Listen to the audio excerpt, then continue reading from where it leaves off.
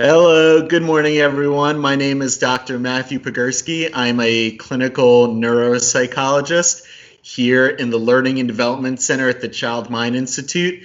I am I'm super excited this morning to talk to you. We had some echo just now. Super excited this morning to talk to you guys about dyslexia and what you can do as a parent if you have a child with dyslexia and how you can help them at home. It is a really tough time, definitely right now, for all parents. And first, just a major shout out to all the parents and teachers out there who are doing amazing work, who are putting in so much effort and time to educate themselves and to even come on to our Facebook Live this morning. If you are participating in this, that in itself is a huge and awesome step. And I just want to say thank you, and you should definitely be give yourself some pat on the back and some kudos and some self-praise for that. So thank you for being here this morning. So it is definitely a really tough time in general right now for figuring out what you want to, how to help kids during this time with coronavirus. And it becomes even more of a challenge, I think, if you have a kid that has some sort of learning difference or mental health disorder, and it becomes really challenging to figure out, how do we manage this? What do we tell them? What do we do? And how do we maintain a really calm environment that's consistent and that sort of that doesn't create more challenges at home? And so today we'll be talking about how to help children with dyslexia during this time. And there's a lot of really great resources out there. A lot of companies that are giving away free resources, which is great, and a lot of things as parents you can do. I think one of the things that comes to mind for me as if you're a parent with a child with dyslexia, right now is actually a great time to educate yourself as much as you can. Of course, that doesn't mean you don't need to become the world's expert on dyslexia and as a parent, and that shouldn't really be your job. But right now is a really good time just to get some more information about this condition and to begin to understand what are some things that you can do on a daily basis at home.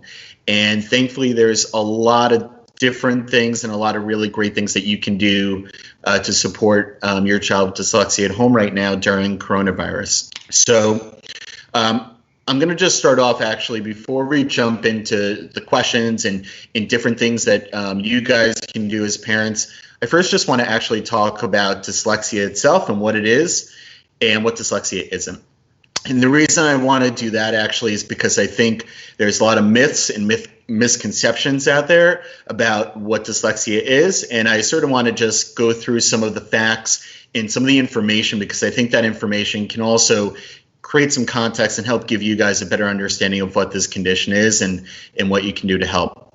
So what do we know about dyslexia? What we know is that dyslexia is a neurodevelopmental disorder, meaning that it is present from the beginning of a child's life. It is from the beginning of their development, and it lasts throughout an individual's life. So if you have dyslexia, there's no cure.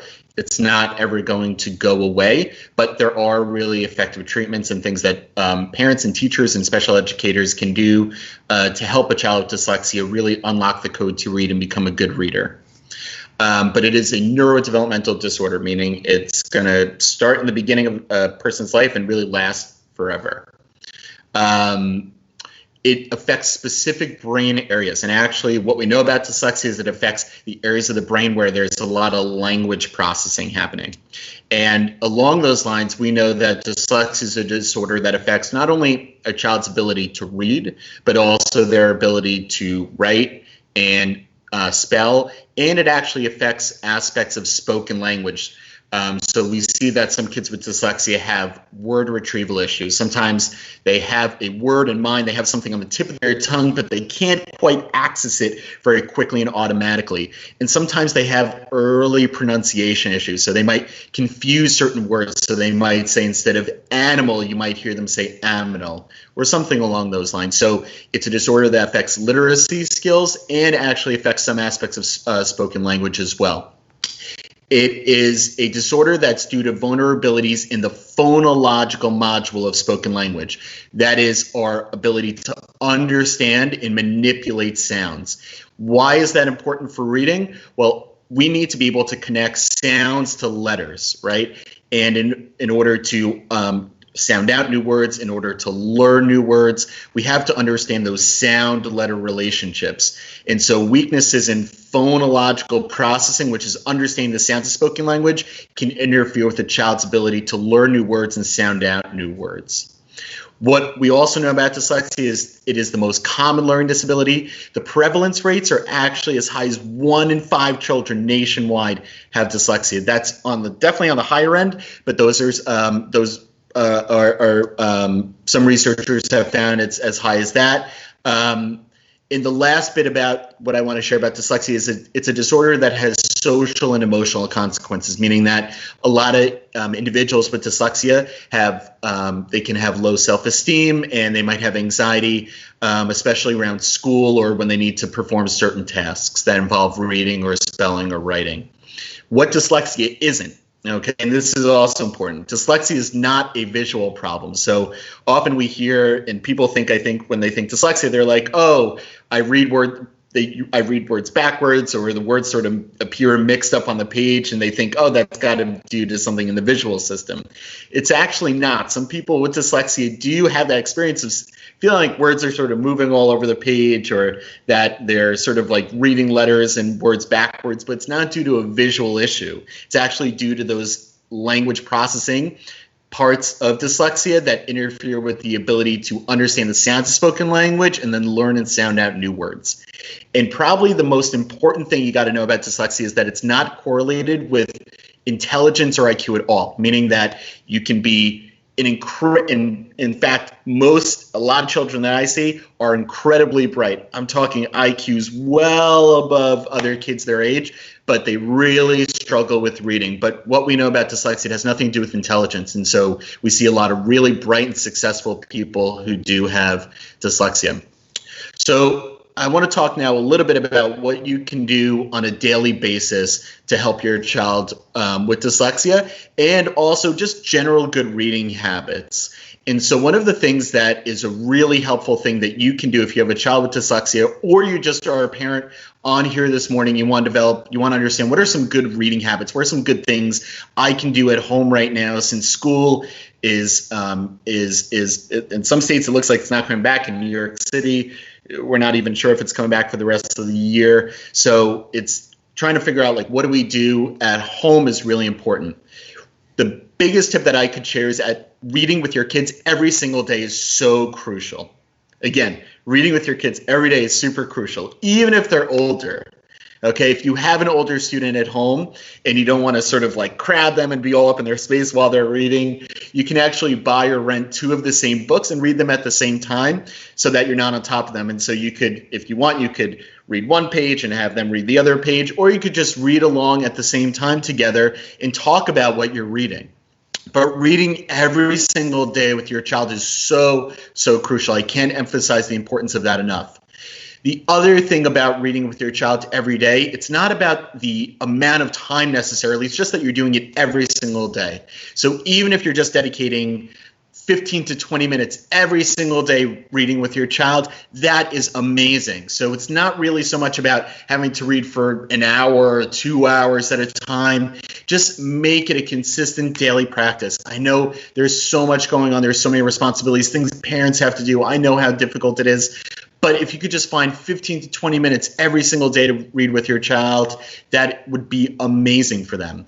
And we know it'll be amazing for them because reading with your child helps build up their vocabulary. It helps build up their word knowledge. It helps them engage and feel motivated around reading. And so it's super important that you do that every single day, even if it's just for 15 or 20 minutes. The other really important thing is setting up the right environment. So when you're reading with your child at home, some things to think about. Where are you reading? You want to read in a comfortable space. You want to read somewhere that's comfortable for you, that's quiet, that's relaxing, that's sort of separate from all the other craziness that's going on in your household. When are you reading? It's really important to read.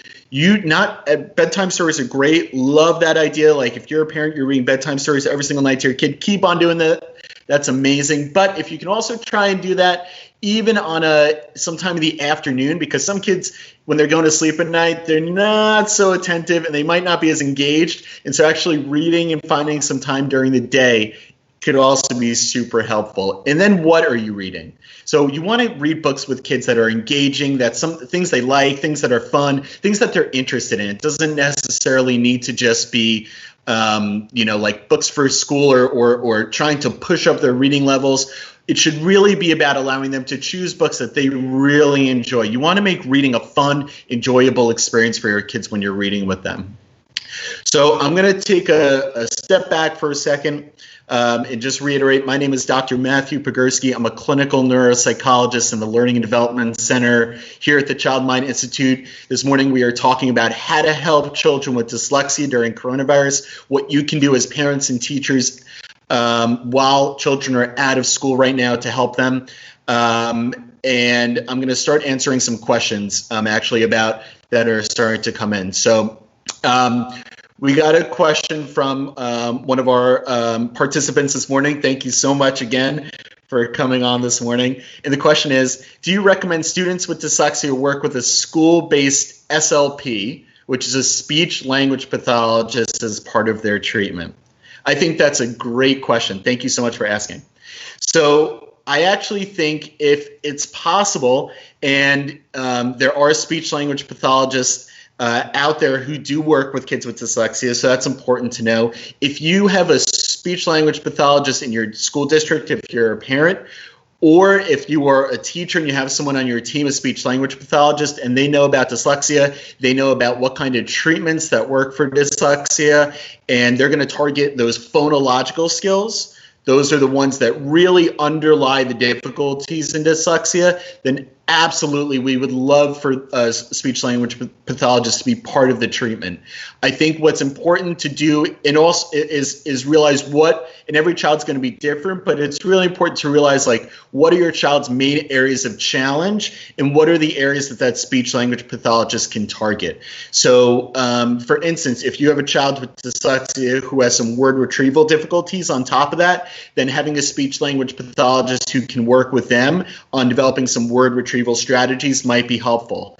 Some kids with dyslexia might have difficulties with working memory and difficulties with verbal memory. And so that's something a speech language pathologist might be able to help with as well. And again, there are so many great speech and language pathologists out there who have gone the extra mile, who have learned about dyslexia and understood what this condition is. And since it's a language-based condition, those folks would be really at a great position to be helpful.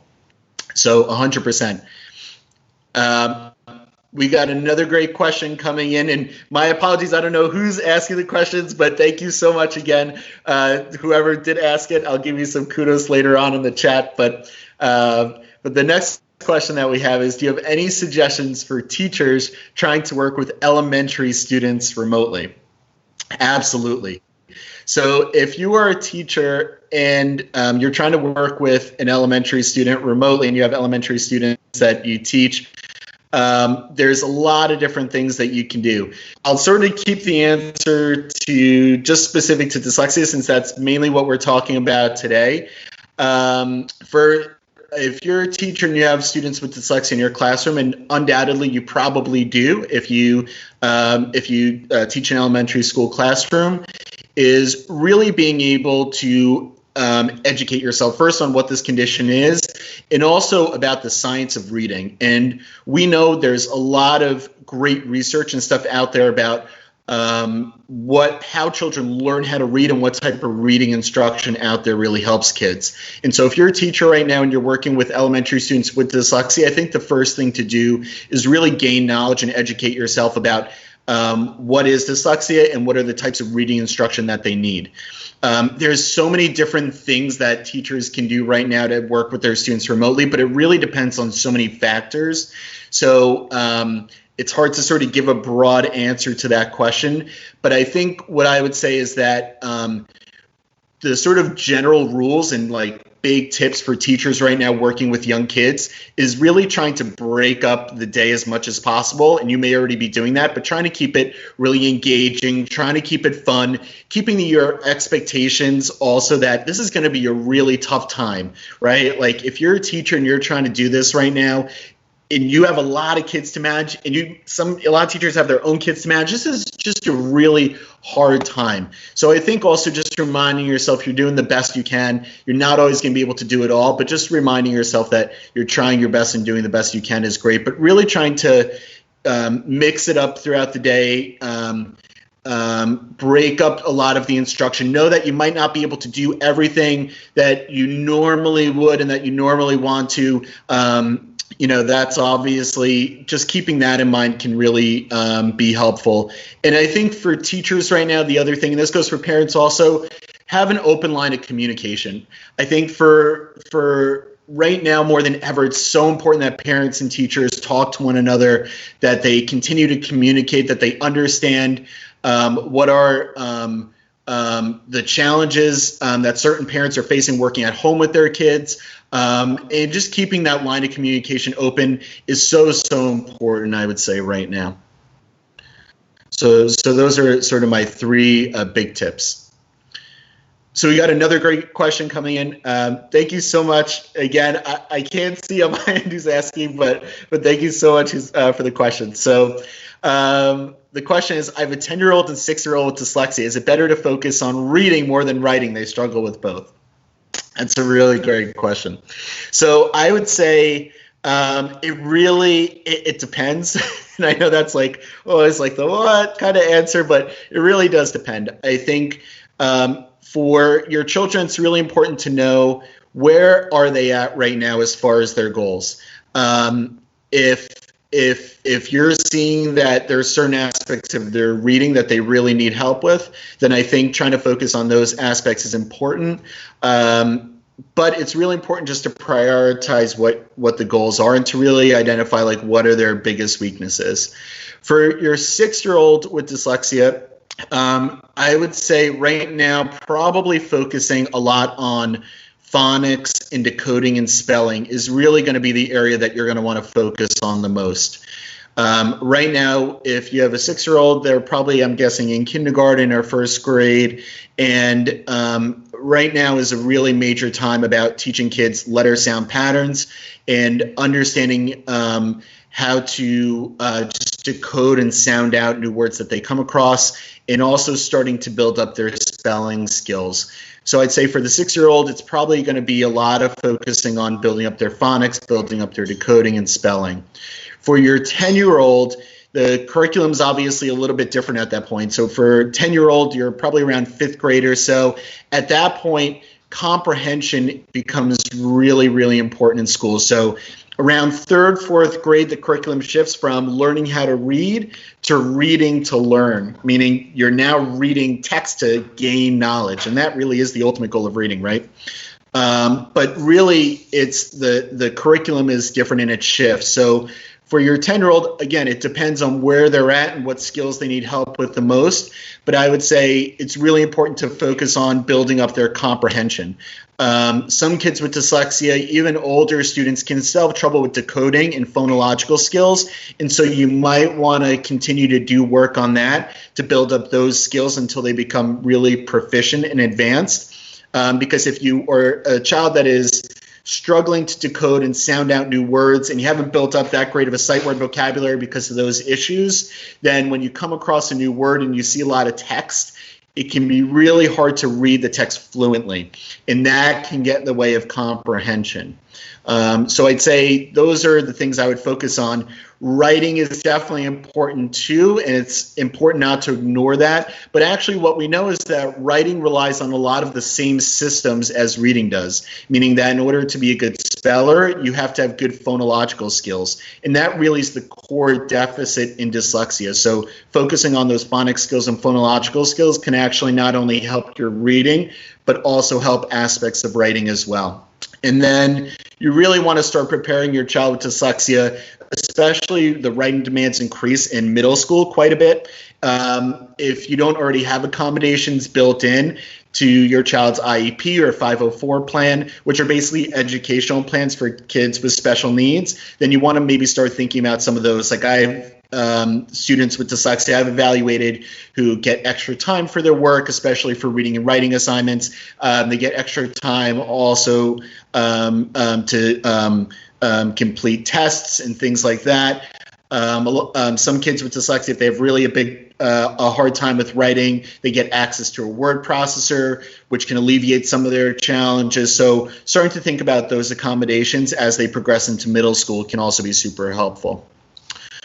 So this is sort of my next 10-minute mark, so this is my time to take a step back and reiterate. So my name is Dr. Matthew Pogorski. I'm a clinical neuropsychologist here at the Learning and Development Center at the Child Mind Institute, talking to you this morning about how to parent your child with dyslexia during coronavirus and what folks can do at home to help their child with dyslexia. I want to just give a general message for all the parents and teachers watching. I think, especially for parents, your job right now is, remember, just your job's not to be their dyslexia tutor. It's really to understand just ways that you can help. And there are a lot of different things that you can do.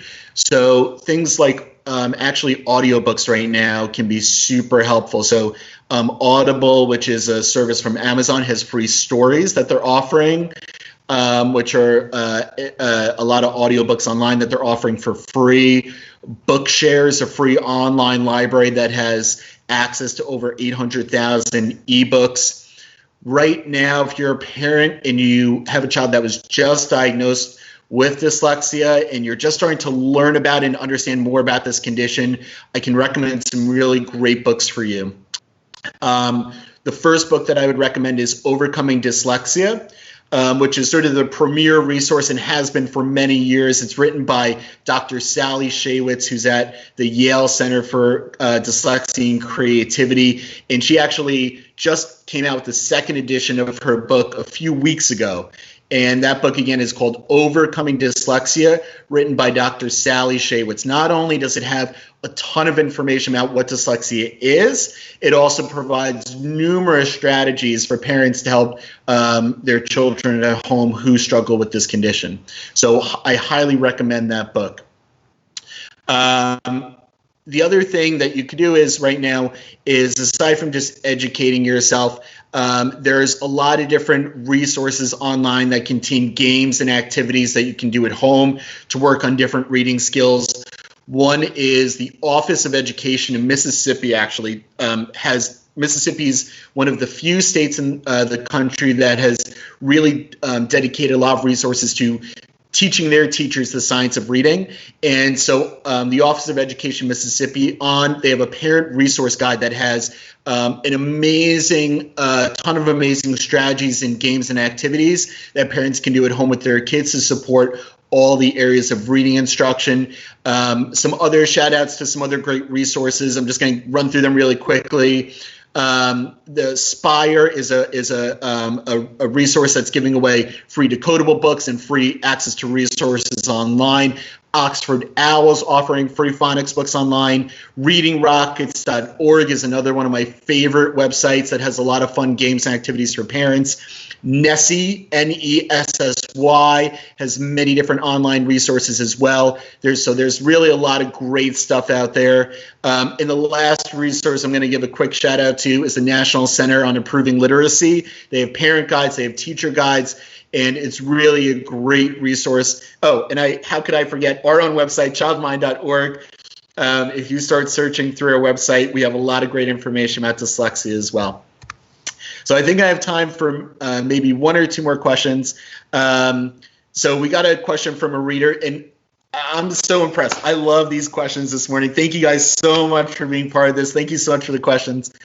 So this question is there a hierarchy or a way to know what phonics skills to address first before moving on to the next? Oh, that's an amazing question. Okay, so obviously every child's going to be different. And I think when we're thinking about designing a phonics program or a reading intervention program for a child, the first thing we need to do is create a really good assessment. So we need to know what are their skills and where are they at with their different skills. So some kids might have some weaknesses in things like blending sounds together, and understanding how those sounds form new words.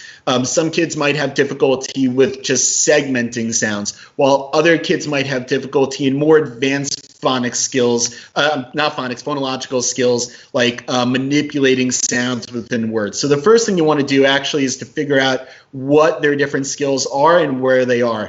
And the same thing goes with phonics. So you might have some kids who are great with silent E's, but need help with other letter sound patterns. So it's really important to identify what is that individual's child's strengths and weaknesses first, and then you can create a really individualized plan based on those areas. I think when it comes to phonics, you also want to deliver it systematically in a very explicit way. So there really should be a cumulative and systematic order in which you address the different phonics skills. I don't have access actually right now to those different levels, but I'd be happy to share sort of the step-by-step process and how you can do it in a systematic way.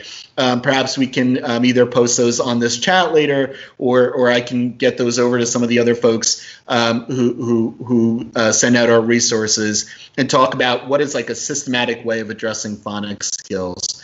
But I think sort of the main message, just to recap, is really trying to do a good assessment first, figuring out what your the child's strengths and weaknesses are in their different phonics skills, and trying to get a sense of all those skills, and then also following a systematic guideline. And I don't have it on me right now, but I'm happy to share sort of the step-by-step process that you can follow if you'd like to work on different phonics skills. So thank you so much for that question.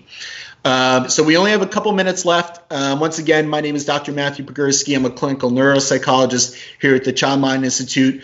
The questions we got this morning are amazing. Thank you so much for being part of this. Give yourself some recognition also for just being on here this morning, for making it here, for coming today, for wanting to learn more, for just being here and doing the best job you can right now. I think this is such a tough time for so many people. Self-compassion, self-praise is so important, and just being here this morning with me and with us, that in and of itself is amazing. And so thank you for being here.